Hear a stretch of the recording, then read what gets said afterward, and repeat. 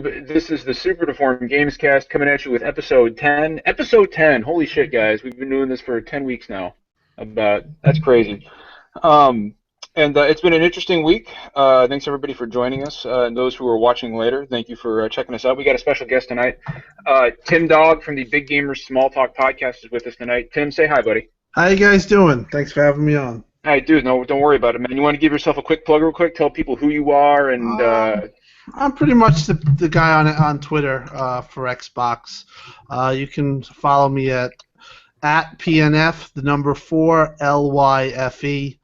It's pretty fun stuff on the Twitter.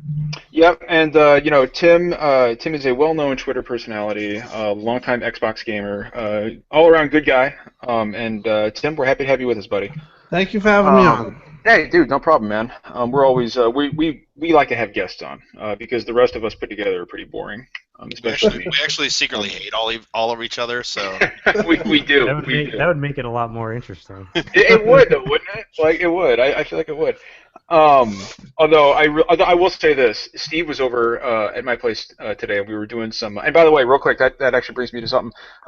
Anybody who follows me on Twitter or anybody who doesn't follow me who is listening, go to at Mr. Megative with an M, and please donate to our Extra Life charity.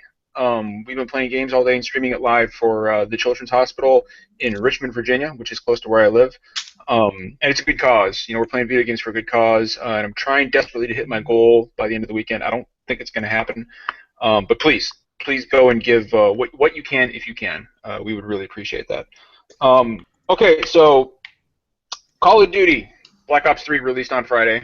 Well known, or everybody knows.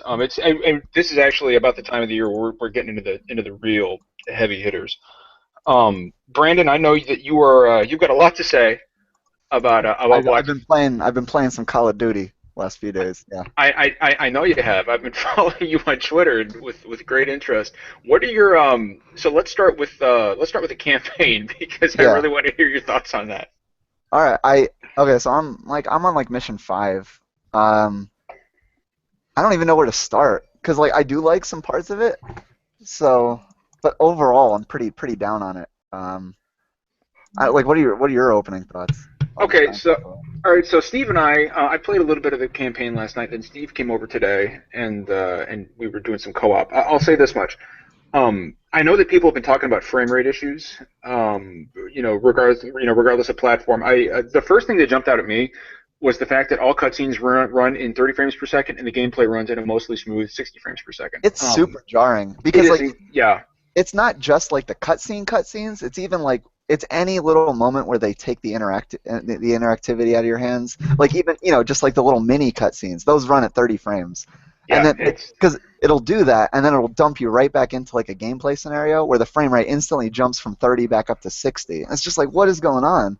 That was the first thing that I noticed. For me, I think it was the breathing heavy behind the box the whole freaking map. That's all you have to do. It's like this is asthma simulator. It's not really a Call of Duty. Asthma simulator. So that was the first thing I noticed was the frame rate, and I agree with you, dude. It is massively jarring. The first time it happened, I thought I was just getting some slowdown, and then it kept happening, and I was like, why are the fucking cutscenes? What you're telling me with everything going onto the screen during gameplay with all these massive set pieces, you can't, and the cutscenes are 30 frames a second? Yeah, I don't know, because Advanced Warfare looked better and was 60 frames all the time, so I don't know. It's whatever. Well, the other thing I noticed, and I'm playing this on hardened, right? Like, I'm not playing on a normal, but I'm playing on veteran because I'm crazy. This motherfucker is hard. It's not a lot of fun. Well, Advanced Warfare was really easy on veteran because the exo powers were super overpowered. You had grenades that automatically tracked enemies and fucking I don't know. There was nothing but human enemies in Advanced Warfare, so they all went down in 1 or 2 shots, right? But in Black Ops 3, you get all these robotic guys that just take clip after clip. Well, it's like 7 magazines an enemy. I mean, me and John were playing earlier. We played co-op, and it's just sitting there pouring bullets into these guys, and we're wondering when is this guy gonna die? Yeah, I mean, and I'm talking like, well, and Steve's talking about those big RoboCop-looking motherfuckers. That, Yeah, that the walk around. only way to deal with them is to put out like the killer bee swarm, which stuns them, and then you just dump like 3 clips into them. It's ridiculous. That's the other thing I wanted to ask you guys about Black Ops 3. Who else feels the hand of destiny here? Oh, big time. Oh yeah. Yeah. Big time. Yeah. There's even like in multiplayer, one of the specialists has like an ability where she like pulls out a pistol and it like one-shots people, just like the hero in Destiny does. The Titan has a fucking ground pound.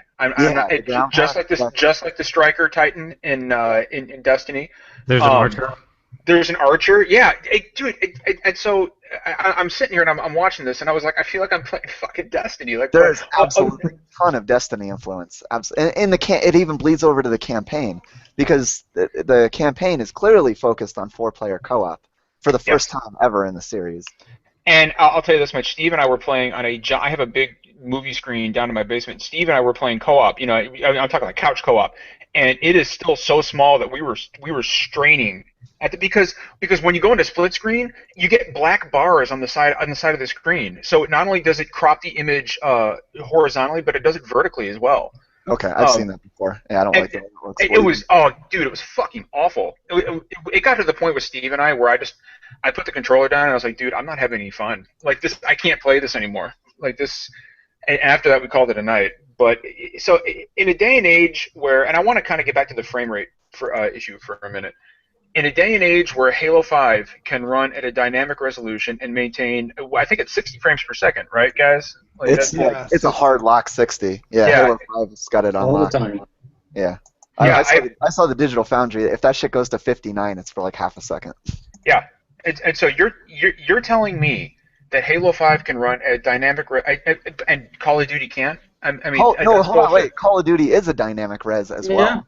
It is really? No shit. Yeah, you can tell. Yeah, I've heard that. Yeah. All the time. Yeah. Well, then what's the fucking problem? It still drops to 30 frames per second sometimes. Maybe just punishing couch co-op. Yeah, there's one level in the campaign where it's like 40. It's in the 40s, like consistently while you're playing. I really I won't lie. After my experience last night and today, I really kind of regret picking up Call of Duty. At this point, I wish I had an Xbox so I could play Halo. I really do. Yeah, I would have rather. Yeah. Well, Halo definitely has the better. If you're going for single player campaign, Halo is where it's at. Yeah, so not doing it for me. Well, that's it. This is actually kind of what I want to ask Tim about. One of the things I want to ask Tim about, because there's been a lot of hullabaloo, and about Halo 5's campaign, and you read, of course, the multiplayer is untouchable. I mean, you can't really compare with Halo's multiplayer. There have been a few reviews, not all reviews, but a few reviews have singled out the campaign as it's incomprehensible, blah blah blah blah. And I know a few people have mentioned the Hunt the Truth campaign as as misleading. You know what I mean? It's like, well, there's not really a huge conflict between Spartan Locke and Chief, and I don't want to, without trying to get into too many spoilers here. Right. But everybody I've talked to has had absolutely no problem with the campaign. And they're like, look, the story is what it is. Tim, I wanted to get your thoughts on that. Well, my opinion is the campaign. I could see I'm at mission 11 right now. But I can see, I will give this. I don't have a problem with the story so far. I find it's fine. But I do find that the shortness complaint is valid. Because right now, I would say that. Are you playing on heroic? I've been playing on co-op, but and I've played legendary, and actually yesterday I didn't hit legendary, and it went on normal, and on normal it's ridiculously easy. And I think that's what Angry Joe was playing it on. So if you're gonna play this game, you should at least start at heroic. But like, there's a couple of missions where you really don't do anything. I don't want to give any spoilers out, but so I could see that slant against it. So, Tim, I don't mean to cut you off, but I kind of want to get some more perspective on missions where you don't do anything. Are you talking about like when the Order 1886 you would have whole chapters of just walking around and not doing anything? Pretty much like okay. go over to agent whatever and speak to him, and then it engages a cutscene, and then then you get an achievement. You know, there's two missions so far, and to me, I don't like that. That's new in Halo. So I could definitely see that could be a negative against the game. Otherwise, it's well done. I find like some maps, like Sangili, is absolutely gorgeous. Yeah. No, it's a beautiful game. It is a right, but game. some other maps don't. It's kind of a little uneven in that regard. Some maps are just like you're blown away. Others looks a little rough around the edges type thing. The frame rate though is definitely very noticeable. It's very fast. Yeah, that's what I've heard. I think that's where I've heard the most praise revolving around is the fact that, and just like Brandon pointed out. I mean, if that frame rate ever drops under 60, I mean, it's once in a blue moon. Yeah, I feel like Halo 5 and what 343 was doing is the most that anybody has been committed to 60 frames on consoles since Rage. Right. True. Like, yeah, when John. They made it a definitely a bullet point for them. That was what they were gunning for. And I think that they nailed it with the multiplayer. I really do think that they nailed it, and I think it's going to do well. But I could see a little bit of chinks in the armor in the campaign, and I'm a big campaign guy. But so far, I don't have a problem with the story, but the shortness is a little getting me. And like I said, I did play it on normal for about 6 missions last night, or 4 missions last night with Jeremy, the guy I did co-op with, and we just blew through it. I mean, and we died a couple of times, and on co-op you definitely got to play on Legendary, in my opinion. But I found like Halo 4 was definitely longer. So far, like I'm at 11, and at this point I'm kind of like I'm at 11, and I didn't really have that experience that I'm used to with Halo. Like I played, I never really did co-op all the time. I used to just play it. But I haven't been as deep into the story. I love the gameplay, but overall, I definitely could see why it got a little docked there. I'm sorry, Tim. I didn't mean to cut you off. Sorry. Go ahead. No, and then the split screen. Let's be honest. I mean, that was a big deal. I mean, the first question. I'm 39 years old, and my peers at work, they'll come to me and say, they'll complain to me about something stupid. I got like 2 phone calls from guys that don't really game that much. They're like, well, what's up with Halo? I'm like, what do you mean? I can't play with my kids. So yeah, that was a pretty, I was on GAF because Brandon and myself are on GAF, and there was a poster there who's he works at Best Buy, and it was Abdiel. And he said people would come in, and don't get me wrong, I mean Halo sold like a beast, and we'll get into that later. But he said he did have a few people come in and leave when they found out that there was no split screen co-op, which is kind of silly to me because it's not like that's anything new. Everybody knew that it wasn't going to have a split screen, and if you didn't, you should have. So and it's no reason not to buy the game. But and I'm wondering what do you guys think? And I'm talking to the group as a collective here.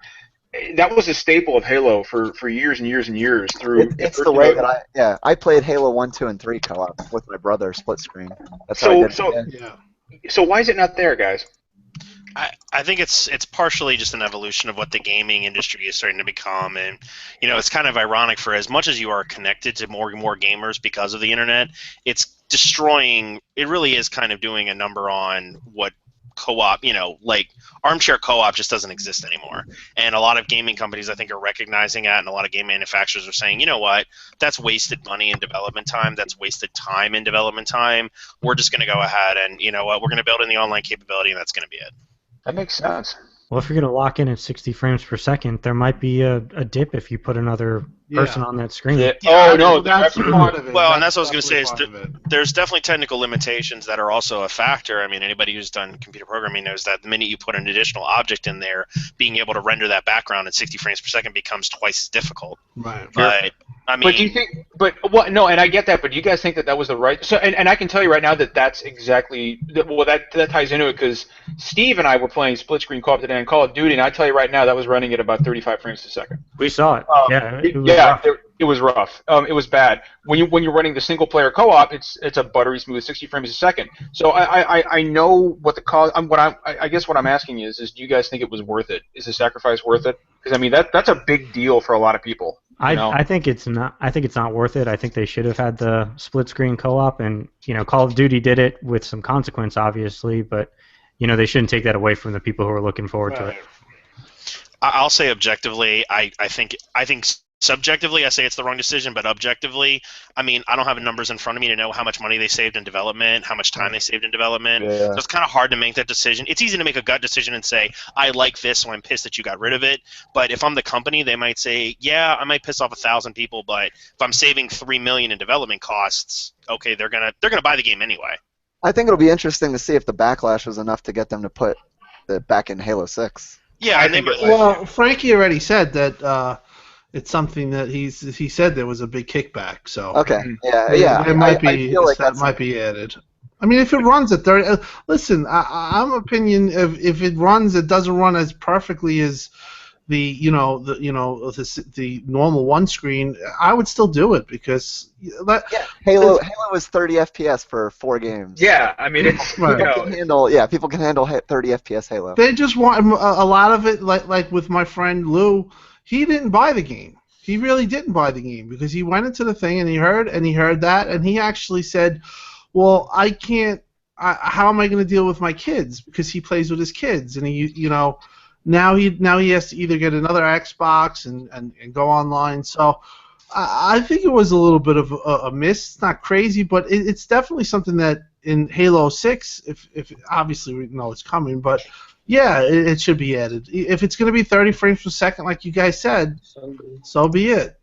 I'll be honest with you. At this point, because there has been. I have actually seen more kickback about the lack of split screen co-op than I have about the campaign by far. Yeah, so I have. The kickback. It kicked back for sure. People were pissed. And I honestly I think I will be stunned if Halo 6 doesn't bring back split screen co-op. I mean, that would be a huge misstep. It'll probably be like the first thing they advertise in the trailer. Oh yeah. Well, and I'll tell you what, and that kind of gets into my next topic, and one of the big reasons I brought Timdog on. We're 2 years into the console cycle now. I think we're like exactly actually 2 years into the 8th generation almost. Yeah, pretty much. And it's been an interesting ride, and I wanted to talk about what we all thought the big three have done right and what they've done wrong up to this point, and what we think is going to happen in 2016. And I want to start with the Xbox, and I think talking about Halo and the possibility of split screen co-op in Halo 6 is a great segue, because I personally think that and we'll start with what Xbox has done right. Over the past 2 years, I think bringing in Phil Spencer was the best thing that could have happened to the Xbox brand. I think getting rid of Don Matrick and bringing in Phil Spencer was exactly what they needed. Because I love Phil. Yeah. What was that, Brendan? I love Phil. He's a cool guy. He is. No, he is a cool guy, and he Don Matrick, and I think Don Matrick really shot himself in the foot. I don't know if you guys remember or not, but when they asked about, back when DRM was a thing and online 24 connectivity was a thing, he said, well, we have a system for people who don't have the internet. It's called Xbox 360. And I want all 3 consoles to prosper. And so when he said that, I just put my head in my hands and went, oh fuck. I was like, you gotta be kidding me. That was so out of touch. And that. I mean, really, at that point, at that E3, at that time period, Microsoft handed PS4s to consumers. I mean, that's all they. I mean, they sold. That's what started this. They sold the PS4. That's what it was. I remember watching the Xbox One reveal. That was like 2 months before E3, a month before E3. Yep. I was just watching. I was like, this is going to be a disaster. They were just setting it up. They weren't talking about the games. They were talking about the services and stuff. And the television and. Yeah, they just started off completely on the wrong foot. I was like, I hadn't decided which console I was going to get. I was a 360 guy last gen, so. I was undecided at that point, but then it was like that May-June right there. It was just like, It was a tough time. Well, after watching that, I had that vision of Marcus from Gears of War staggering and going, "Revive me!" That's what was in my head. I was like, "Oh man." But yeah, but see, the thing is that Phil Spencer came on board and really like. I mean, I think that this year Xbox has done a great job of righting the ship and turning things around. And I don't think anybody can argue. And this is a big criticism I have about Sony right now. And again, nobody can deny this. I mean, Xbox. I mean, as far as first-party exclusives go, I mean, Xbox has a huge advantage right now. Especially, this year. Especially this year, going into the holiday season. I mean, there's no question. I mean, and Shuhei Yoshida, he acknowledged that. You know, he said, "Look, we don't have a great lineup." Or was it Andrew House? Andrew House said, "He said, look, we don't have a great lineup this year." And you got your Uncharted remaster, and that's about it. That's about it. You know, and it's great. I mean, I love Uncharted, but it's three great games, or 2.5. I don't know, two great games. It's two great games and one pretty good game. Yeah. But still. But you know, that's all you're getting in their old games. And that I think so yeah, I think Xbox has done. I think so. Yeah, that's my pick for what the best thing they've done this year. What they've done right is bring in Phil Spencer. And I kind of wanted to throw it out to the group and say, what have they done? What have they done right, and what have they done wrong? Okay. Well, go ahead. Tim. In my opinion, you guys pretty much covered it. The launch of Xbox set the brand back. You could say a decade. You could say 5 years. They say when you do that, when you set the brand back, it usually takes 5 years to recover. And judging by the way everything looks like, I mean, they're doing by right, but they're, you know, Phil had came out and said they're never going to catch Sony. So they basically blew their chance of winning this generation at the start. They made mistake after mistake. The reveal was an absolute nightmare. Then they had the DRM problems with that. They had Adam Worth was he made that comment. Oh, that Twitter comment. Right, and he was fired. They should have known. I don't have a problem with Matt. Exactly. I think they should have known at E3 not to. They should have done what Sony did.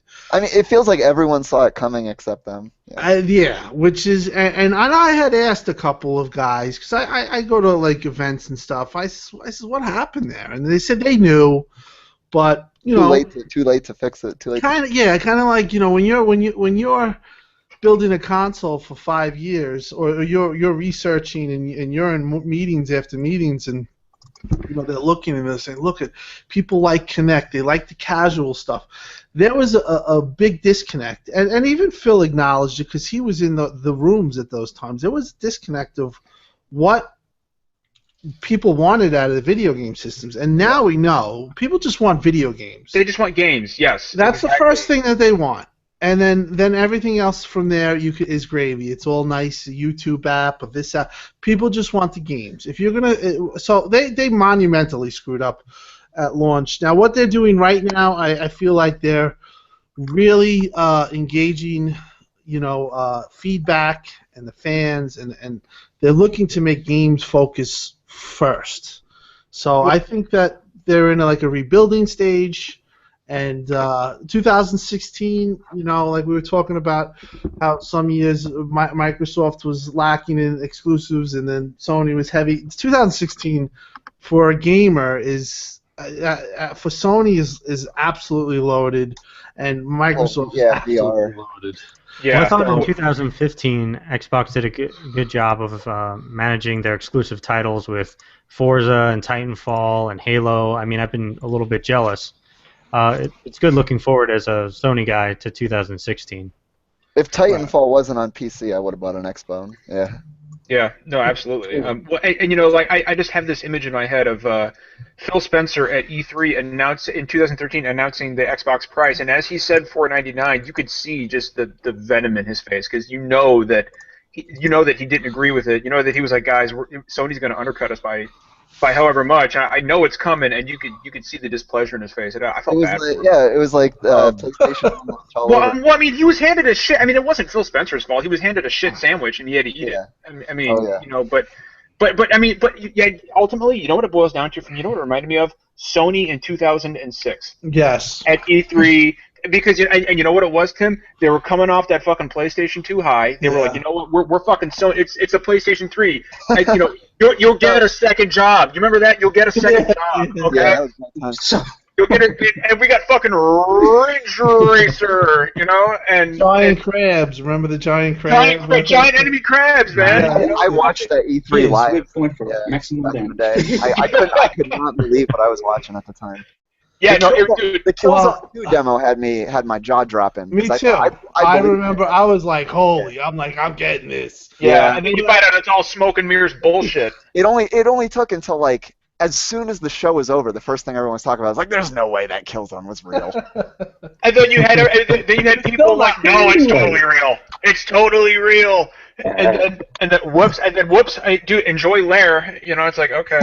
I bought Lair for $60. That's I'm really. one of the worst games I've ever bought. I was gonna say, I'm really sorry that happened to you. I only played it for like half an hour and never touched it ever.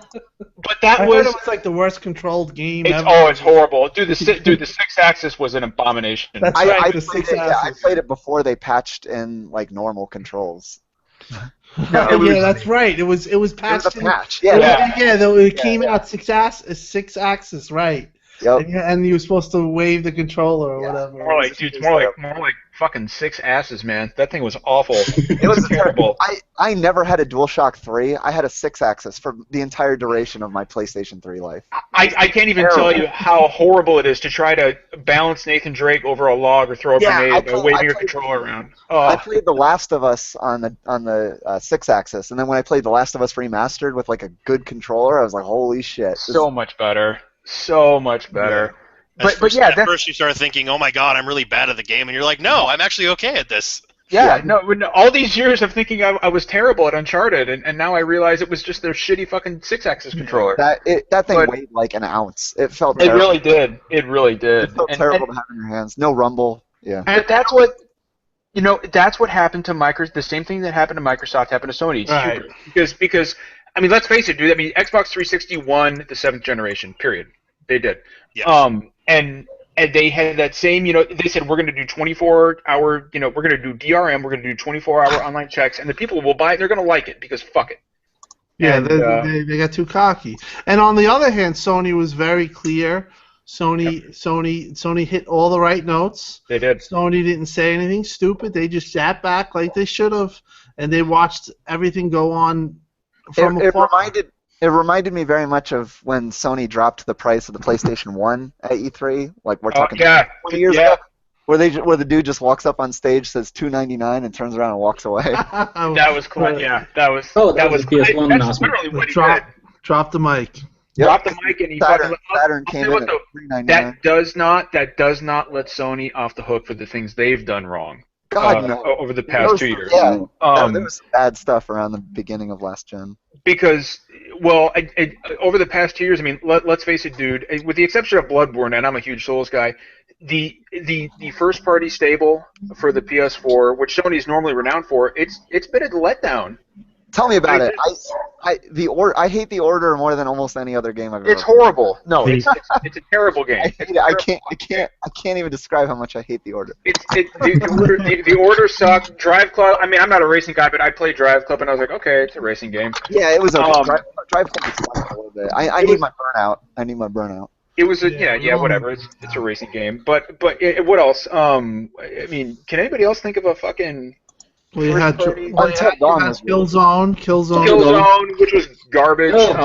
Some people like Killzone. Some like, I didn't. Now, Infamous, I loved because I'm a big Infamous guy. I loved Second Son. I thought it was okay.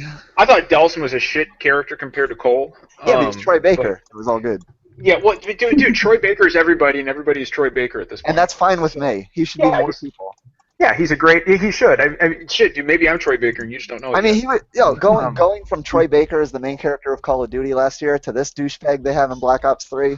Oh, yeah. A lot of people, I bought the game, but a lot of people, I get a lot of traffic. Some of it is going to be an Xbox fanboy that just wants to, the comparison. But a lot of people that are serious COD fans are saying the same thing that you guys are. Complaints all over the place. But You know. I really like the multiplayer though. I was playing all day. Yeah, I heard the multiplayer is good. I let me think ask you- it might be the best COD multiplayer ever. That's a strong statement. It is, and I equally feel as strongly about the campaign that it might be the worst campaign ever. Well, all right. Okay. Well, let me ask you guys this, and I want to start with Gabe. Gabe, I want to hear from you first. What do we think that this is going to sell? Because I'll tell you this much: half the people on and I've got like 200 people on my friends list. I feel like half of them are playing fucking Call of Duty right now. So, what is this going to sell, Gabe? I don't know. Isn't More Advanced than Warfare? Halo, probably? Yeah, it's going to be the best-selling game of the year. Isn't Advanced Warfare the best-selling game? It's already number one on Xbox as far as usage. Yeah. As far as playing, it's already. They were saying Black Ops 3 pre-orders were tracking higher. So there's like, if Advanced Warfare was the best-selling game of the year and Black Ops 3 is tracking better, well, it's pretty much a done deal, right? Do we think Fallout 4 will eclipse it? No. No. No. I don't think so, but you know what? Fallout 4 has become a monster of its own. It is going to be huge. And you also have Battlefront is also. I mean, I'm tracking it on Amazon. Fallout 4 is actually doing very, very well. But Fallout 4 doesn't respect my time apparently, so I'm gonna have to. I don't think Skyrim numbers though. Don't. Okay, so Brian just reminded me. So Tim, I don't know if you saw the so a review leaked for Fallout ahead of the embargo before it got pulled. Business time. Where I get all my hard-hitting game news from International Business Times. And what was the verdict? Well, he said so. They didn't give it a numbered review. He said it was disappointing because it doesn't respect your time and it's boring and you know it was so Fallout 4, right? Just like Fallout 3, you can expect to pour about 150 hours in this game before you can see anything, right? The review was 3 paragraphs long and it had stuff like this. It really is satisfying to blow an enemy away with a shotgun. And I was like, yeah, but that's any game with a shotgun. I mean, that's just how shotguns work. That's how shotguns work. Shotguns, period, are satisfying to me. And they just are. But he said, I got about 10 hours in, and I got bored, and I was like, when is something going to happen? This game doesn't respect my time. And people are shitting fucking kittens. Because there's too much to do in open world games these days. Like I would be very surprised if Fallout 4 gets below a 90 Metacritic. I'll be stunned. My guess was 91. Yeah, I think it really should eclipse the 90 mark. You are going to get some jerk off, you're going to get some guy like that and give it a 6 that just skews the whole thing. But Polygon, so someone's going to read it. Polygon, or somebody's going to just want, you're going to get a 6 in there, which, by right, like certain games, like Fallout 4 really, from the sounds of it, should be like at lowest maybe a 7, but you'll get like a 6. Oh yeah, well, but the thing is like I'm looking at this NeoGAF thread and people are saying, "Oh, I knew it was too good to be true." I'm like, guys, it's the fucking International Business Times. I can't people acting like this is fucking who's a respected review outlet? Yeah, it's like you would think that IGN just gave it a 4. I mean, yeah. I'm like, guys, it's the IBT. Like, I go to them for all my fucking Wall Street news. Like, it's not a review website. What the fuck are you talking about? So yeah, but GAF that whole thread is fucking toxic right now. GAF is in full meltdown mode right now. Everyone wanted that game to be big. I mean, my friend South, he's a Southbound. I don't know if you guys know him. I know of him. Yeah. Yeah, he's a real straight shooter. I know that he's been playing it, but I gotta really hear what he's saying. But it's a type of game you got to throw in. How many hours do you guys literally throw in? In Fallout 3, I think I played about 70. I mean, in Skyrim, I had about 120. Exactly. I mean, for this guy at this this review leak, it sounds like I know the outlet too. There's nothing to write home about, but I don't understand. You play 10 hours and it's not doing it for you. It doesn't sound. I just hope that it hits on it because people really want this game to do well, and I do too. I mean, it would be nice to have one of those really gen-defining games. I mean, I'm already expecting the story to be super disappointing. Like, people complaining about the graphics too. I don't know if you heard that. Well, I'll tell you we what. saw Like, the I, picture. Yeah, no, I thought everyone loved the graphic.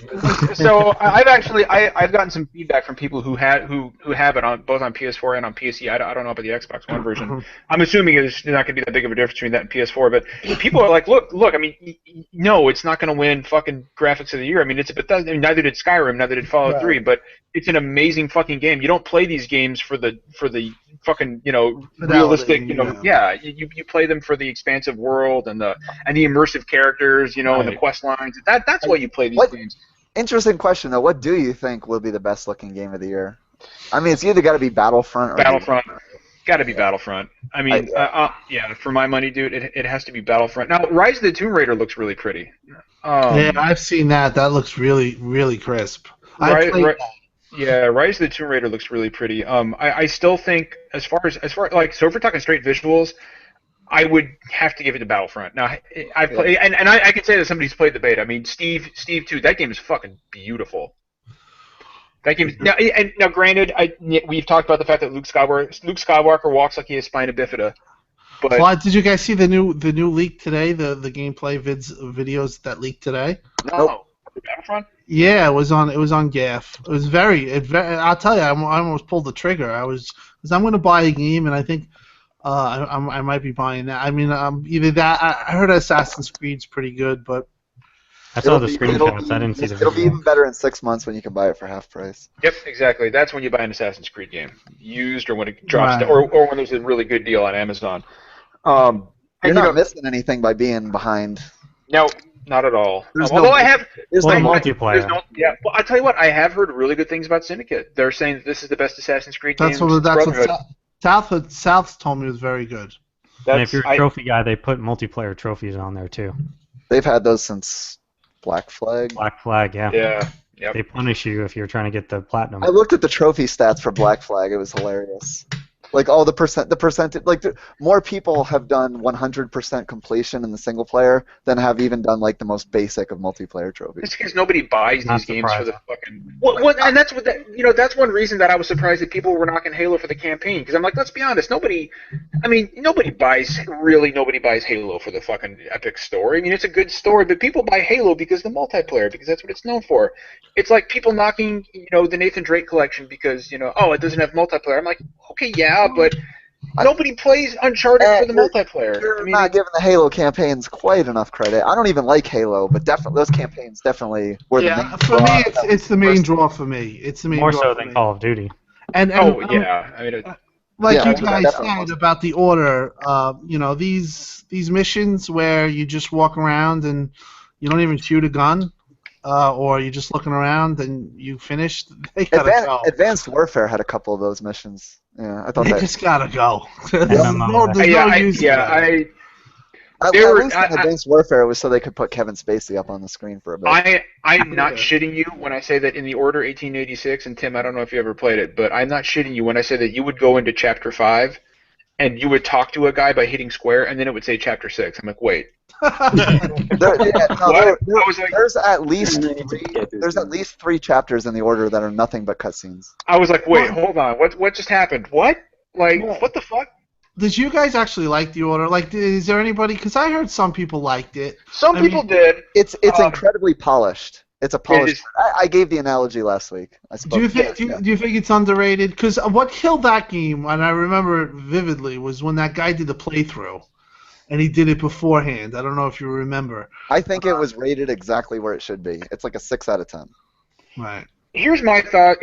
Ultimately, and this is one thing that people don't give the Order credit for, and it's a problem. I've said it before, and I'll say it again. It's a problem that has plagued many AAA releases this generation. Yeah, it was boring as fuck, and it was generic as fuck. But you know what? The goddamn game. Not only was it beautiful, it worked out of the box. It never dropped. The frame rate never dropped. I counted 0 glitches. It wasn't broken. Did you have fun shooting? Yeah, the gunplay was. It was what it was. It was a mashup. Yeah, it was a mashup of Uncharted and Gears of War. It did neither cover nor shooting as well as either of those games. Yeah, but I played Gears of War 10 years ago. Yeah. I would have been okay with the serviceable gameplay if the story was good, but I didn't like the story that was there, and then they just pull the rug out from Indy at the very end, and they're just at the very end. Yeah, there's all these like little plot details that are pretty fucking important. and they just completely ignore them, and they're like, "Eh, I hope we make a sequel." Honestly, I think there will be a sequel. I don't think it's going to be ready at dawn. But I think that there will be a sequel to the game because I mean, there's the skeleton of a really good game there. Yeah, I agree with you. I felt like they had the asset there where they could just you cut down on certain things and you add others and you got a good game there. I mean, like the elements of a good story were there even. Like they just didn't like configure it. They just didn't like. But the characters were pretty good. Yeah, the characters have potential. They have potential. Well, right. So here's the thing. And spoiler alert for anybody who hasn't played fucking The Order. I mean, it's a game that's been out for a year now, so So huge spoiler. Anybody who doesn't want to know it, close your ears now. You encounter a vampire in the game, and then you never fight a fucking vampire. You find out that there's vampires in the game, and you never do anything. You don't fight them. Why are the vampires? Why did they introduce that plot detail? Why did they do that? Why didn't they just focus on the werewolves if they were going to make vampires part of the story, and then just not do anything with them? They literally, and you don't even find out about them until about 5 hours into the game's 6-hour running time. It's like 3/4. The plot twist comes like 3/4. Yeah, and it's like, holy shit, there's vampires. And I got jacked up. I was like, oh shit, it's fucking Underworld the game. I was like, okay, now here we go. and then there was nothing. There was little, and I was like, the final boss is just a werewolf. It's a werewolf. You fight him. It's a reuse. Yeah, that was bad. You fight him. It's the exact same cutscene, button prompt, quick time. Same animations. Exact same animations. It was so disappointing. Exact same QTs, same animation. I couldn't even believe what I was watching. I was like, this is their final boss.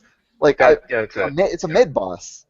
Now, if Sony is smart, they'll buy the IP and hand it off to somebody like Insomniac or Naughty Dog. Yeah. I would love to see what Naughty Dog. Naughty Dog would make it great, but I think they're gonna do Last of Us too. That's obvious. There is nothing more. I think most of us are okay with like, please go do that because we want that. I'm okay with that. Well, you could get somebody on there. I mean, like you said, you have vampires, you have werewolves. You don't really need to do much. You just need to you can't. It takes a special kind of talent. It takes a special kind of talent to fuck up that. You're right. Honestly. Like they really had to try to not do anything with. It's like we've got vampires and werewolves and steampunk. I want you guys to think about a way you can make the shittiest game possible using all three of those assets. Go. And they did it. Having the same cutscene as with the end boss is in the middle of the game. You know, gamers today are gonna pick up every little thing. So I felt, especially when all there is the campaign and it's only like 8 hours long and that's it. That to me, that reused boss asset to me said, okay, we've already had to delay this once. We can't do it again. Fuck it, get the game out and just reuse the asset from the middle of the game. Like the whole romance subplot just completely like pushed to the side at the very last minute. Yeah, and by the way, Galahad is Batman. Yeah, Galahad is Batman. He stands on the rooftops and looks over London and he's like, I'm fucking Batman. They literally should have. But he says it in a way that you want it, like, I'm Batman. He looks over London. He looks over London and he says, "I'm the hero that London needs, but not the one it deserves." And then the Watch Dogs logo comes up. It was. Oh god, it was so terrible. And it pains me because that game could have been fucking huge. But when they delayed it out of the holiday season, I knew. I was like, okay. I was like, that's not a good sign. Because had that game. And Sony knew it too, because had that game been released in November, it would have got fucking murdered. That game needed like 9 more months to finish like the last quarter of the game. It probably would have been better just fucking delaying it again, to be honest. Yeah, no, I would have.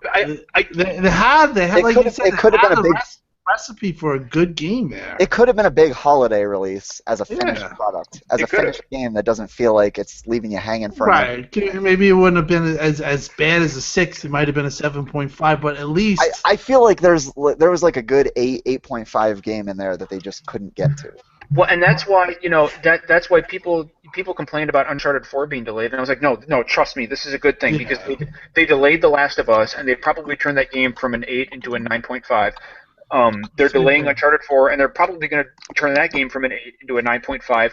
Yeah. I think just like Tim said, with another 6 to 9 months, the order may have been an 8 or an 8.5. It really might have. Yeah, because they could have. Complete garbage. Yeah, they definitely, like you said, they probably pushed it a little. And, you know, if you look at it, yeah, they would have took slack and this and that, but it would have had the holiday, and it would have been looked at differently. You wouldn't have probably had the double scene with the with the double the werewolf. boss scene at the end. Maybe you have a fight with the It's vampire. it's a different Viking model, but the exact same animation. Yeah, the exact same one. Yeah. And the fight even plays out in the exact same way. Yeah, it's the same animation. Same camera angles, same animation. Yeah. And then you get Galahad at the very end looking out over the city and saying, "It's not who I am underneath." But Why did they do that post-credit sequence? It's just everything about it screams sequel. No more The Order. Yeah. No more. Fucking. But I'll tell you what though.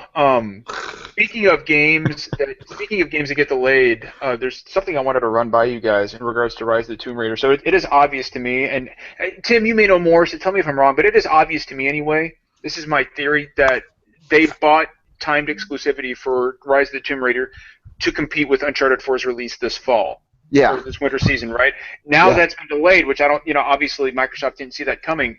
That puts them in a better position. But but look at but the game is coming on Fallout Day, and it's coming the week before Battlefront. Do you think Microsoft, do you think when Uncharted 4 got delayed, they were like, well, fuck, maybe we shouldn't have spent the money on that? Well, I mean, in my circle, I know little things that I can't really let out, but I can tell you that the Fallout date, the Rise of the Tomb Raider date was the publisher's decision. Okay. And it wasn't by design. They did not want to have it fall on the same day. Obviously, they know that's not. They know, just like everyone's saying, why would you do that? Why would you do that? They know. Microsoft knows. And as far as I heard through the grapevine with Tomb Raider, supposedly Crystal Dynamics, they came to Xbox and they said, we're having problems financially with making the game. Do you think we can strike a deal? And then yes, so just Uncharted did play, it was a similar deal. But I can tell you this, through my circles and the things that I know, I don't want to implicate anybody. That wasn't by design.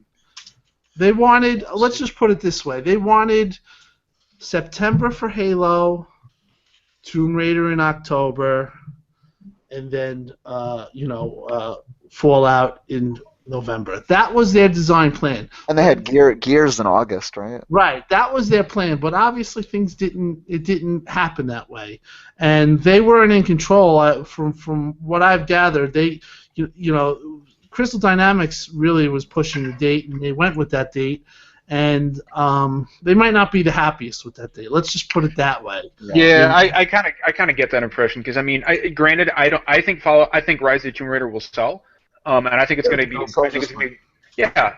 I definitely don't think it's going to sell as well as it would have had it not been sandwiched between two games like Fallout and Battlefront. It's going to have long legs too, because they got a PC release in the spring and then a PS4 release. Then a PS4 release, and I'll buy it on PS4, especially because my wife is a huge Tomb Raider fan. I liked the first one. I thought it was great. Yeah, no, I thought they did. I mean, there was obviously a lot of Uncharted in there, but there's also a lot of Tomb Raider and Uncharted. I mean, that's where they got the inspiration from. So. And the game was made by Crystal Dynamics, meaning that, like, I was in a conversation once, and I heard somebody say, well, I was surprised that they didn't have the multiplayer either. And I'm thinking to myself, I'm like, these are the people that are running Xbox. So basically, in that business, sometimes it's the publisher itself or the creator of the game definitely has a lot of pull. It's not like just Microsoft comes in and says, in this type of deal, and says, well, you're going to release on this date and you're going to have a multiplayer. Yeah. It's more or less like Crystal Dynamics and Square comes to them and say, all right, we're going to have this game, this is the game, and this is what it is, and we want to go on this date. We're going to go forward. And, I mean, I guess you could hem and haw and have, an argument about it, or say, can you do this? And sometimes the publishers do, or Microsoft's publishing this, but in this case, I do think that it wasn't like a type of thing where Microsoft had carte blanche to just say, we're releasing this in 7 days, on November 17th, and it's not like that. It more or less kind of common grounds where where Crystal and Square, where they wanted to release it, and like I said, with the multiplayer, they didn't even know, I don't think, until like when they were told. I mean, Square needed a game for the fall because Hitman got pushed back to next year. Right. So there's something else I wanted to bring to you guys. Well, before I forget about it, and I'm sure all you guys have probably heard that Overwatch is coming to consoles. Yeah. Like we called on our website, superdeformedgamescast.com. We said it was coming, and here it comes. Here's the interesting thing. I thought this was going to be free to play, and I think a lot of people did. I'm glad it's not. I'm glad it's not. We have enough. There's enough free to play. I mean, you got Dirty Bomb on PC if you want a free to play hero shooter. Oh no, I completely agree. But here's the thing. This year, I mean, nobody can deny that multiplayer-only games have had kind of a rough time. Yeah. Evolve, Titanfall. Titanfall sold like a beast, but the audience for that game also dropped off really quick. Yeah. And Evolve.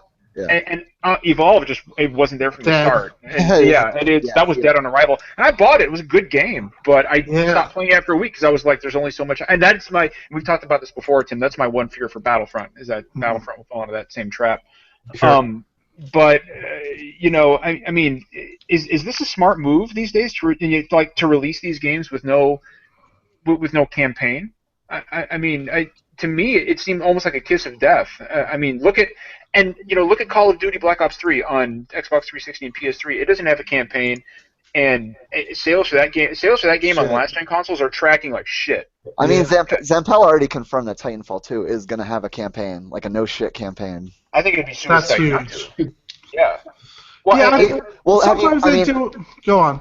No, yeah, they prototype. I mean, they did have like Titanfall originally had a single-player campaign planned, but they had to axe it. I read Jeff Keighley's final hours of Titanfall, and there was some footage in there of pre-alpha single-player Titanfall. And it kind of looks like a COD campaign with Titanfall graphics. Yeah. I'd say it's an interesting observation. I mean, it was part of the Warhawk problem, MAG, if you remember MAG. I remember MAG, yeah. Sure. So, yeah, and what we've seen recently, but I think we all hope that there'll be an audience for Battlefront into January, Yeah. Hopefully it won't be the same as Evolve, because I think you're going to get it. I mean, like I say, if you guys watch the videos today that were posted, there's 8 new minutes of it. I suggest that you guys look at that because it made me look at the game a little. I mean, I played the beta. I was like, it's pretty cool. But I saw it today. I would just suggest that you guys look at it. It's on GAF. It says 8 minutes of new footage. I do think that Battlefront's going to do well. Yeah. I think it's going to sell. Yeah, over 10 million. Easy. And I think it'll keep the audience because I think the movie adds a whole other aspect to it. That's what I was going to say. From that, it's Star Wars too. Episode 7 is going to add a huge hype train to that because people are going to want to have another Star Wars type experience. We just saw the movie. We love the movie. Oh, hey, if you want to play the older episodes, here's a game that'll do it for you. That was me when I was a young teenager. I went to go see Episode 1 when it first came out. Like I came home from that, and I booted up Shadows of the Empire on my Hell yeah. So I remember. There's just this feeling like when you see a Star Wars movie, you get home, you're just like, I want more of that. I want more. I want more of that John Williams soundtrack. I want more of everything. Yeah. Well, I can tell you that when Steve and I were playing the beta together online, I was thinking to myself, man, this is everything my child when I was a child, this is everything that child wanted. Everything. This is it, and I really hope, I know people will buy it. I really hope this game has the longevity I want it to. Oh my God! If the 5-year-old in me knew I was playing this, he would have a huge boner. Oh, and my son is 7.5 years old, and all he can talk about is Star Wars Battlefront. That's very cool. Yeah, and of course I'm jealous because he's going to get that experience as a 7-year-old, and I'm not. Yeah, when I was his age, we had Super Star Wars on the SNES was about. That was about as close as we got. That was about brutal. Yeah, okay, that game was fucking awful. Don't give it any credit. They were okay. The Super Star Wars games, they were okay. Now I think. Yeah. Go ahead. The No, go 16-bit ahead, ones Brian. weren't so bad. The 8-bit ones were really bad. I think most. No, yeah, the 8-bit ones were terrible. I'm talking about But the Super. the 16-bit ones with the Super Nintendo, they were very good, but they were very long. They And were hard. very, very difficult. Yeah. You really had to basically cheese a lot of like whatever, if your character could be invincible doing something, you were going to do that for 95% of the time. Yeah. What about the Game Genie? Oh yeah. Well, you had to. I mean, almost it was one of those mandatory things because I think it was like 26 levels, 27 levels, something crazy like that. I don't know. I never beat any of them. All I know is just for me, the metric of what makes a great Star Wars game, everything gets measured against Rogue One for GameCube. Yeah. Period. There's just nothing better than that for me. I was actually a huge fan of the original PC X-Wing games, TIE Fighter. TIE Fighter. Just, Yeah. I mean, first off, the fact that I mean, the best thing about TIE Fighter was most people did not have an understanding of the Empire. Really, all you see is really the movies. They're evil. Yeah. That's really all it. But the idea of I didn't even know there was different types of TIE Fighters. You had the TIE Fighter, the TIE Interceptors, the TIE Advanced. Like it brought all that extra lore to it. And then suddenly you were like, oh my god! Now I understand why they have these like giant wings. They're solar panels, and TIE means twin ion engine, and all this cool stuff. I love it so much. Very cool. Yeah. God, you're getting me. God, dude, you got to stop. You're getting me salivating for that movie. I was too young for X-Wing and TIE Fighter, but I played X-Wing versus TIE Fighter. Yes. Yeah. That was the last big one in the series, yeah. You know we haven't gotten, and I'm stunned that we haven't gotten it. Where are the fucking Marvel Comics games? Like what? Like the Avengers or Captain America or fucking Spider-Man or. I don't know. Activision is republishing the Deadpool game. And TT Why? putting together the Lego Avengers. They never did it well. Like didn't they have a Spider-Man game this gen? Yeah, Spider-Man. It was Yeah, they did. horrible. It was. It was terrible. Yeah. Yeah, it was bad. I That was really played it, bad. obviously. I just heard. And you would think that Spider-Man. Again, it's kind of like vampires and werewolves. You really have to try to fuck up Spider-Man. I mean, Yeah. and instead we're getting, like Brandon mentioned, the most unbelievably Deadpool HD remastered. Why? Who's asking for that? I'd be careful throwing around the term remaster because that shit's just. And here's the thing: Deadpool is my favorite Marvel Comics character. Deadpool is hanging on my wall right now with Steve saw tonight, and I don't want this. Yeah, no. Who cares? It's kind of like. Remastering Deadpool is like shining a turd. Nobody asked for it in the first place, and you're only getting a more inferior product. I played it on PC. All the good bits of that game happened in the first 15 minutes. Yeah, it was awful. Yeah. It's like what's the other Darkstalkers? Darkstalkers 2? Darkstalkers? No, not Darkstalkers. I was like, that's a Capcom fighting game. What are you No, the one with the one with war and death and. Oh, Darksiders. Darksiders. Yeah, Darksiders 2. Darksiders 2 just got remastered. Yeah. And I mean, really, people are asking for this. Is this the thing that people want? Like. I don't think know if people it's would have been necessarily- okay with the Darksiders 1 remaster. I don't know if it's necessarily what people want, but I also know that gaming studios are very apt to make a quick buck. It's just the nature we live in. Yep. Remastering a title is a very quick way to generate easy revenue. It probably didn't require a lot of code work. It probably just required minimal updates and tweaks, things here and there. It also helps the manufacturer of the console because it helps to fill out the game library. I mean, it sucks, and it's basically just a giant jerk-off to the customer base. Activision is the truth worst is- with these, though. And Activision is definitely, I mean, don't get me wrong, I still have never forgiven them for buying, that Yeah. goes a long way. But, I mean, honestly, Fucking prototype remaster. yeah, It's been a rough year for them. it's a rough year for Activision every year, and frankly, they bring it on themselves every year, so I have no sympathy for Tony them. Hawk's Pro. Oh my Oh, god. Yeah. Steve and I played that shit today, man, for Yeah, Extra you got to Life. experience it, huh? Oh my lord. It's something, isn't it? That was, dude. I swear to God, our dude was phasing in and out of reality. Because it's the glitchiest game I think I've ever played. Dude, he would just decide. He would decide to just fall over and die for no reason. My favorite is when we sailed over the wall and it says you flew into traffic, and I'm like, there wasn't a fucking car in sight. You forgot to develop the car. What? Yeah, it's like what happened? How far did you get? How many levels in did you get before you gave up? We couldn't finish the download. Wait, the fucking download was taking 7 hours, and so we played the tutorial, Jesus. and then we made our own level. We were putting fucking ramps in midair, Yeah. and oh, dude, I have never. tried. That is. The only game I've played that's as glitchy is of course, Right to Hell. It was the only game that comes close. Yeah. I was gonna say I love games that have text where development should be. Oh wait, hang on. Let me get in my time machine back to 1982 when that shit was accepted. It was fun for about 20 minutes. We legitimately had a good time playing for about 20 minutes because we were just laughing our asses off at it. I would say it's the stages of grief backwards. When you're playing Tony Hawk, you start with acceptance, you move to depression, then you go to bargaining. Like, well, maybe there was some problems with development. The first level is the best, and then they just keep getting worse. So and then you end up with anger and denial. That's like the rest of your night. There was no denial. There was no denial whatsoever for me. I was in acceptance the whole. I was in acceptance from like 6 months ago. The game can't be that bad. It's just what you walk away with. Like, how did they make it that bad?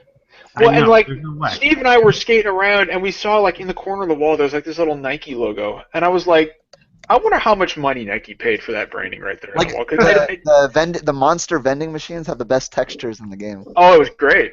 It was great. Well, and like that was some of the most slapshod, shittiest cell shading work I think I've ever seen. Like Tony Hawk but I'd say what the most emotive part of the game for me was like it would zoom, like you would see his face when he fell, when he would wipe out, and he had this grimace of pain on his face, and I was just like, man, like that. I wonder what Tony Hawk feels. My favorite was doing like I would do a trick, and then it would just do like this terrible glitch shit.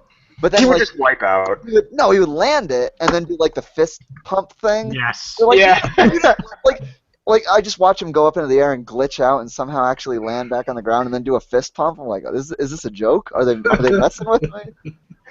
I like the words at the bottom where it's like sloppy, and then like perfect, which I imagine is just like a sarcastic perfect. It's like them describing the game itself, like the game experience. Like, wow, this is just sloppy. This is just perfect. Fucking perfect. Something unique though, and I've never experienced this with other games, is like virtual sea legs you get from playing that. You go into like a normal game and you're like, why am I walking straight? Yeah. Why is this responding to me? So we went to Call of Duty right after. Yeah, no, that was maybe the worst $3. And Steve actually spent the money on it at Redbox. I felt bad. I was like, man, this is the worst. I feel bad for the people who paid full price. Like, I can't even imagine spending $60 on that game. I'll tell you who I feel. I feel bad for the people who actually fucking developed it, because this. No, I don't. I don't feel bad a bit. They got paid. I think they did their job. They got paid for their work. They put I think they had guns held to their head, and they were like, just get the motherfucking game out. Actually, John was seriously scanning the textures for hidden messages from the game developers. I was, yeah. No, I really was. Shit. Like, it said help wanted, and he was like, wait, they might be in trouble. I was like, I'm waiting for a little message in the game that says we're in a closet in Sheboygan in an office building. Please come get us. It was so sad. Yeah, that takes the cake this year for the worst game I've played. Period. It is definitely the worst game I've played. There's nothing that comes close. Tim, I know you're not going to, but don't play. Because now I've got. By the way, Steve, we got a fucking trophy, so that shit is tied to my PS4 account forever. Yeah, I got like 20. I ended up getting like, I don't know, 30-something% of the trophies. So, yeah. I'm so upset because now everybody's gonna know that I played fucking Tony Hawk Pro Skater 5. Well, you know why I brought it up. They screwed that. They screwed that up, man. I mean, that's a great series. I mean, I remember old ones playing are still good. The old ones are still. How could they screw that up? Like, wouldn't they put a little tender love and care into that? Like, it's a good IP. That's sometimes like you wonder. Good games. That game would have sold too. I think. Oh, it would have sold gangbusters had they made an actual good game. But it's the same thing that happened to the fucking Fantastic Four movies here. They made the game, rushed the game to hold on to the fucking rights to the franchise. Yeah, that's hard thing to shoot nostalgia in the head, but this certainly does it. Like, I don't even think the series is as good as I remember it. Like, that's how bad this was. It is though, because I played Tony Hawk Pro Skater 3 after. Me too. I love Tony. You went and found it? Still good. No, I have it. Oh no, dude! Tony Hawk Pro Skater 2. I mean, is the. I have all the old PS. I still have the old. They screwed that up. That was once a really huge IP. Remember? I have to go back to see. Yeah, the first 4 games are some of the highest rated games of the PS1 and 2. Well, I mean, not only that, but I mean, when a new Tony Hawk came out about 10 years, like, it was a big deal. Yeah. Like, people I mean, it was still an annualized. It was like the first annualized franchise. Like but You know? But they were consistently good, though, man. Yeah, they were. That was the they were thing. Stringing along all the things that like going. I still- remember playing that game all the time. Oh my god, yeah. Wrestling all over the place. I mean, I You're gonna remember need, like, 3 the months the before you even criticisms think about back in the day. Like, it was the same shit that Assassin's Creed and Call of Duty gets hit with every year. Yep. Where people There are like, it's the same shit every year. They were better off freaking remodeling or remastering of freaking Tony Hawk 2 than doing Yes. whatever they just did. Yeah. You know, That I is knew it was in exactly- trouble. Yeah, that is I- exactly what I said today. You know, they would have done a better job. I mean, I knew when that first. I remember like leaks of it coming out. You could just tell when games leak and there's nothing behind it. You know, it's just gonna be a shit release. Yeah. And I remember when the first things coming up about the Tony Hawk on Next Gen, it just was like you just knew it was set up for disaster. And sure enough, well, here we are asking for a remake. But I mean, Tim, you make a good point, though. I mean, since everybody's got the fucking remaster bug these days anyway, why not just do the fucking Tony Hawk collection? Take all 4 games, put a fucking coat of HD paint on them. You make some fucking, give it online connectivity, give it leaderboards, and I do the game I'd sell it for $40. The game would have sold fucking massive. It would have been a massive success. I would have bought it. I would have bought it day one. Hell nice yeah! Nice graphics. Yeah, that's all you need. Just a nice, nice engine on it, and that's it. But that's just the same game. Not only, I mean, it goes. I mean, it's not just the gameplay and the fucking glitches. The game itself looks like garbage. It looks like controls shit. are horrible. Oh, Yeah. it's horrid. You It's have horrid. to actually hold a controller and try and move this character to be able to know why you can't do any of the tricks. The For game is anybody so, watching it, you can't figure it out. no, you really can't. The game is so bad that some PS4s and Xbox Ones might refuse to power it. Well, didn't it get like 2s? What is the Metacritic for It is the lowest. I want to say the Metacritic was settled somewhere in the 27, mid-30s. right? Yeah, it was close, dude. Like it was. Oh, And wow. it is the lowest rated game this generation. I can tell you that. And I think it might be one of the lowest reviewed games ever. You got me curious now. Hold on. It's 32. 32. 32? 32 Oh, PS4. okay.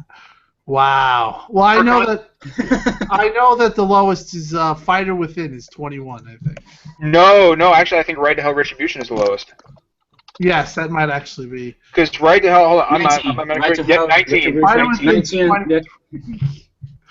And I'll tell you this much: that's on the Xbox 360. On the Yeah. PS3, Right to Hell has a 13.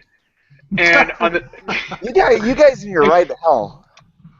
We Dude, talk about right- it every episode. Oh yeah, why not? It's my favorite game of all time, dude. I love that fucking game. Everybody who hasn't seen it, Brandon turned me onto it. Go watch after the show. Go watch the Giant Bomb play along for Right to Hell. It is solid gold. You guys know his name is Ray Stallion. He's the million. The first million. He was the first guy to hit 1 million in the United States on for Gamerscore. I'd never heard of him, but I just with his name I assumed he was a porn star. No, he's actually. I asked him which game was the worst full 1,000 that you did. And he mentioned this game. Yep. Right to Hell. Hell yeah. It was absolutely the worst. Guy's name is Ray Stallion. Holy shit. 1 million Gamerscore. That's like me saying my name is Jake Thrust. It's. I'm sorry, it just sounds like a fucking porn star name. EGM gave it a 5. A score of a 5. Not 55. A 5 of 100.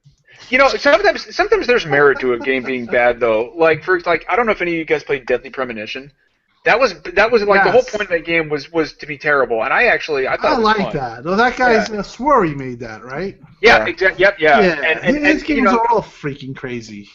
And just because a game is objectively bad doesn't mean you can't have a good time with it. I mean, look at Suda 51. They don't make great games, but they're fun. Like I had no problem with Killer is Dead. Was that the name of the game? Yeah. Yeah.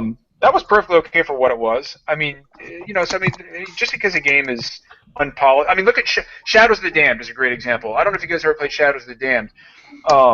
I played it on PS3, and I mean, graphically and it was a mess. It was a buggy mess, but it was a great game. I mean, I had fun with it. I'm looking it up right now. Well, I think Shadows- those are standalone titles, so they're different in a way. I think Tony Hawk just kind of crapping on that whole Hold on. IP makes it a little bit worse, or at least in its own category. Yeah, no, I like Swery. It's like Le Bad Cinema. I mean, it's just when you play it, you know it's going to be a little cheesy, but it has its kind of. What was the episodic thing you just did? D4. Yep. Yeah, that's it. It's like watching a really bad movie like The Room. Like, you watch it because it is so terrible, because it does that weird thing where it goes all the way around the bad circle. It comes back to good somehow. Oh, hi, doggy. Yeah, and you're like, I should hate this with every fiber of my being, but I can't stop watching it. Ride to Hell is not The Room of video games, though. That's more like the Manos Hands of video games. That wall between so bad it's good, that's kind of a sticky bitch. It's kind of hard to get through that, and it's usually never intentional. Like, it's usually when somebody set out to make a good game and really screwed up halfway through, and then somehow it turned out like quirky good, that kind of thing. Tim, I want to point out to you, Tim, that we usually start talking about a specific topic, and this is how our podcast always ends, is just rambling on about random bullshit. That's fine. This is funny. I actually am laughing at this my EGM. It's actually, like I said, a 0.5 out of 100. No, Tim, go to that. So I've never seen anything like that. It's kind of like a. Read the last portion of the review out loud, please. I remember what they said. Go ahead and read that out loud if you don't mind. Which were the very last paragraph. The very last paragraph. Over the last few months, does that some prominent critics have dubbed two high-profile titles, BioShock Infinity and The Last of Us, as the medium's answer to Citizens Kane? I'd like to add to that discussion by making a bold prediction of my own. In Ride to Hell Retribution, video games have at long last found the Manos, the Hand of Fate. Yeah. If you haven't seen Manos, Hands of Fate, it is considered by almost everybody to be the worst film in cinematic It's a great Mystery Science Theater episode. Oh, dude, that's the best episode of MST3K. I love it. But yeah, no. So I mean, it is what it is. But at some point soon, Steve and I are going to do a let's play. I actually want to get it now, just to see how bad it is. It is so. The game starts you off with absolutely zero context. You get thrown into a turret, and you're just shooting it. You're shooting some guys with no explanation, no context. And then if you can survive, because you can die, all of a sudden you're riding a bike, and just like in Road Rash, and you're beating a guy up, and then you get into a fist fight, and then the game starts. And I want to point out that there are sex scenes with every woman you meet in the game. And the programmers didn't bother to design nude women, so everybody fucks with their clothes on. and at one point, I shit you not, you have a fully clothed fivesome. And I'm sitting here looking at this, and I was like, he's like grabbing her chest, and she's wearing her shirt, and then he's like bending her over, but they're all clothed. He's just banging his hips into her, and I was like. What the fuck is happening? What am I watching? Oh my god! Like the world would disappear, but everything would be there. They actually programmed a blind fire thing to where like you could crouch under cover. Brandon, you'll love this because you love cover shooters. You can crouch down and you can blind fire right just by tapping R2. But he doesn't reach it far enough, so he just shoots into whatever you're fucking crouching against. Yeah, that sounds about right. I've seen other games do that before. And I was like, why? Why is this even here? Why is this a thing? If you're riding your motorcycle, you can't go in reverse. If Are we still talking about Ride to Hell Retribution? I don't know. Fucking you can Ride to Hell, and I'll fucking go. Is anybody else got anything? Fallout 4, Rodeo, The Sky Soldier, and StarCraft 2 are coming out. I don't know, this week. Yeah, very cool. That's all we got. Fallout 4 is pretty much the only thing on the radar. StarCraft 2 a long time in the coming. Like, that's let's be honest. 5 years now. All anybody. Legacy of the Void. Okay, so here's my last question. Who's taking the day off on Tuesday or Wednesday?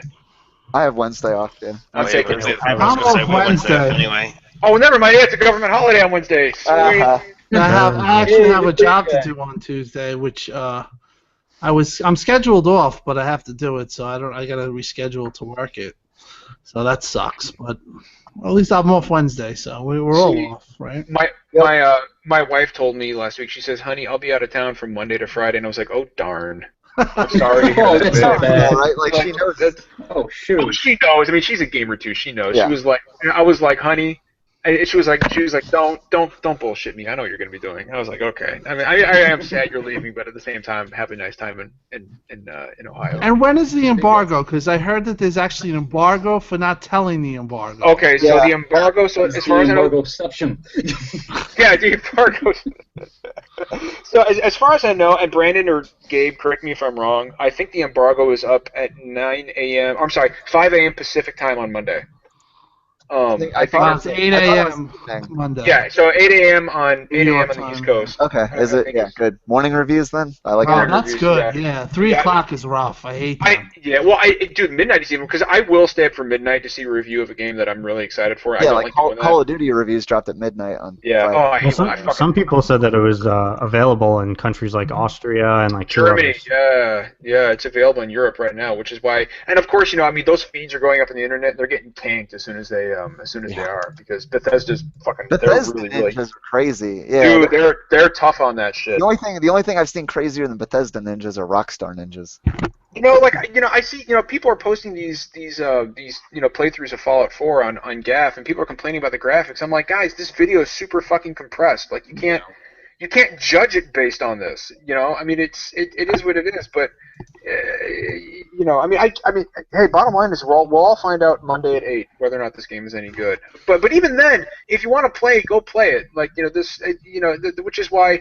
I don't like numbered reviews because you can't really, in my opinion, no game is perfect and you can't really put a number on that. So if you want to buy the game, go play the game. I think it'll beat out Call of Duty because of international sales. Oh, dude. Well, yeah. I know. I can see that. I can absolutely see that. And quick before we go, guys. My dinner's ready. NPD next week. Z-Huge is going to be with us next weekend. Nice. Z-Huge is back. Z-Huge is coming back. So shout out to you, Z-Huge. I know you're going to listen at some point. He will be back to give his monthly NPD report. I think it's going to be razor thin. I think it could go either way. Plus, Yeah, I think whoever wins the NPD in October, it'll be a small margin. I'm gonna say Xbox. I'm going to say PS4 just because I think you're going to see Halo. I think you're going to see Halo affect November sales more than you will October. Because Halo was Tim, what was October 27th is when Halo came out. Yeah. I mean, that's going to be a really strong seller going into the holidays. I mean, a shitload of people are going to be buying Halo, and a shitload of people are going to be buying that bundle. I think there's a gretter chance of Xbox taking November than there is October, but that's just me. I thought we were talking about November. Yeah, I don't know. I was a month behind. Yeah, well, I'm a month ahead, actually. I'm a month ahead. No, Brandon, we are talking about October. I'm just saying that I think there's a greater chance of Xbox taking November than October. Well, November, I agree Xbox with- has already started with the deals. I mean, if you look on Yeah. Amazon right now, it's like ridiculous. Oh, Black Friday is going to be fucking nuts. PS4 is going in at $299 from what I hear. Yeah, Black yeah. Friday. It's on GameStop. I'm looking at it right now. So yeah, it's gonna be it's gonna be crazy Black Friday. It really is. This holiday season is going to be nuts. I know that the insiders on GAF, there's one guy who works at Best Buy, and then Z-Huge Z-Huge is actually saying that they are not only is everything trending up for the holiday season, but they're going to beat pretty much the internal predictions of everybody. Really, I mean, it's going to be a really good holiday season, and that at the end of the day, that's what we need is gaming just in general. And then 2016, forget about it. Everyone's just going to be freaking. The only question is if Nintendo, what the hell they're doing. I really want, and we'll end on this because I know everybody wants to go do their thing. I really want the NX to bring Nintendo, or I really want them to make Nintendo relevant again. I think it's going to be cool. Really I think it's going to be really cool. I hope so. I I love Nintendo, and I just hope they just have a good system. I just calling hope it now. Zelda will be a launch title for the NX. Period. Or whatever. They did it before. It would hardly be surprising. Another Twilight Princess, sure. Yep. Why not? Absolutely. At this point, the Wii U is. The Wii U's dead. It's dead. That was one of the biggest missteps in Mario Maker was kind of like the swan song. Yeah. It was. Well, Zelda, obviously. Sure, but no. Mario Maker is going to be the last game. They're the last relevant Wii U game. I think Zelda's going to release on the. Well, there's still Xenoblade Chronicles X. I've heard some not so good things about that. Yeah, so have I I. don't care about that. Well, and that's not. I mean, that's not going to sell like Mario Maker anyway or Splatoon. Yeah, of course I mean, not. You know. It's still. But anyway, if nobody has anything else, Tim, I want to thank you for coming on the show, man. It's been a Thanks, real guys, pleasure for having you. having me. Thanks, and hopefully I'll all join Tuesday night, right? Or Tuesday Wednesday. night. I got the Pit Boy edition. It's gonna be waiting on me when I get home, and It's gonna be fun. I will wear that motherfucker on my wrist as I play. I don't even care. Huh. That's the only right answer. Before we go, what are your Metacritic's predictions for? I said 91. Yeah. I'm Brandon, gonna go 91 too. Gabe, what do you think? I don't know. Critics these days are really picky with Yeah, they are. but I They really think are. they're gonna go to the high 80s. High 80s. Okay, all right. Okay. That's I fair. have to join Brian? them there around 87 because of all the cognitive dissonance associated with backing off these comments they've already made. Yeah. Yeah. Brian, I get Brian, that. what about you? I'm going to say high 80s too, and if only because after this initial review has come out and it's created such a firestorm, I think other people are going to be less Yeah. inclined to give it a huge, crazy rating. It sucks. Right, and it's this weird like cynicism in the industry right now. It's that it didn't live up to the hype. Didn't live up to the hype. Why are you excited when something doesn't live up to the hype? Like I don't understand that mentality or that mindset. Yeah, they just I'm they fucking stoked if something lives up to the hype. That's the whole fucking point. Yeah, I really was hoping it would do that. I agree Right. 100%. You know. Right, and honestly, and honestly, like I said, hopefully people will write off this review what it is. It's clearly coming from somebody who did not understand what the game is about, did not understand that, but he was trying to compare it to Dragon Age Inquisition, and I'm like, you do understand those are two very, very different games, right? Different games. One Yeah, that is really- completely narrative driven, where you are kind of on rails, and this is what you're going towards. Yes, you can do things to alter it. BioWare doesn't give you that, but I mean, this thing is heading towards one spot. Whereas in the Fallout universe, it's very similar to Elder Scrolls in that it's very open to what you do when you want to do it, and you're supposed to create your own story. If you're sitting around going, "I wonder when something interesting is going to happen," go fucking make something interesting happen, dumbass. That's the whole point of the game. Brian, I love when you go on rants. I mean, honestly, I felt like it was like No, it's it's like right. it's like he popped No, in the you're game. right, though. It's like he popped in the game and sat down and was like, okay, it should entertain me now. It's like Yeah. I have a responsibility to play it too.